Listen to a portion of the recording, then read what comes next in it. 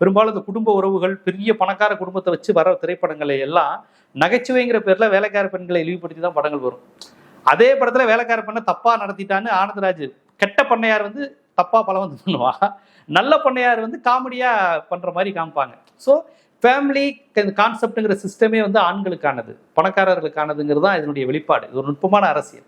அப்ப இந்த படத்தை நான் எப்படி பாக்குறேன்னா, இந்த படம் வழக்கமா தமிழ் சினிமா பேசினா அதே அரசியல். ஒரு பொம்பளை வந்து எத்தனை வயசு மூத்தவனா இருந்தாலும் ஒரு ஆம்பளையை வரட்டி வரட்டி காதலி, என்னதான் நீ ஃப்ரீடம் அது தனியா உனக்கு ஒரு லட்சிய கனவுகள் இருந்தாலும் ஆம்பளைய வந்து விட்டுறாத, அவனை விரட்டி விரட்டி லவ் பண்ணு.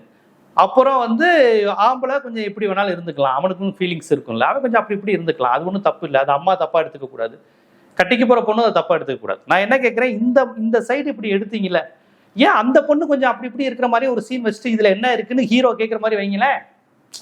நீங்க வயசான நீங்களே கொஞ்சம் அப்படி இப்படி இருக்கும்போது அந்த பொண்ணு வயசுக்குரிய பொண்ணு தன்னை விட 20 வயசு மூத்த பையனை இது பண்ணும்போது, நானும் கொஞ்சம் ஃபாரின்ல படிக்கும்போது கொஞ்சம் அப்படி இப்படி இருந்திருக்கேன், அதுவும் அப்படிதான் அந்த பொண்ணை காமிக்கிறாங்க, தண்ணி அடிக்கிறது ஜாலியா இருக்கிற மாதிரி.